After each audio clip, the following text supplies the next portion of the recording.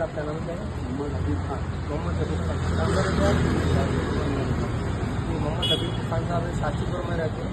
जो आवाम के लिए गर्मी के मौसम में फ्री सर्विस ड्रिंक वाटर रखे, इसमें ठंडा पानी अंदर कूलर का इंतजाम रखे और बॉटल का भी है। और अंकल ये बैठने का भी इंतजाम रखे हैं और ऊपर से ये टेंट भी लगे हैं।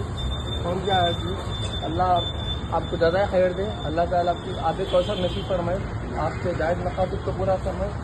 जो अभी इलेक्शन का जो पीरियड चल रहा है, आज इलेक्शन है, आज इलेक्शन के गर्मी में जो आवाम बाहर निकल के वोट डाल रही है, उनके लिए भी दुकानें बंद है, मेडिकल खुले हुए, जिसको पानी की जरूरत है उनके लिए भी ठंडे पानी का इंतजाम रखा है। अंकल आपका नाम मोहम्मद हबीब खान साहब, आपका फ़ोन नंबर 9177 9177 505 505 484। 484। आप ऑटो चलाते हैं, कहाँ से कौन सी रोड आती है? इधर सवारी मिली इधर सवारी मिली और उन लोगों के लिए ठंडे पानी का इंतजाम रखा। अल्लाह आपको ज़्यादा खैर दे, अल्लाह आपकी सुन्नत को कबूल फरमाए, सबके दिलों में ये जज्बा अता फरमाए, ज़्यादा करना पड़ता है।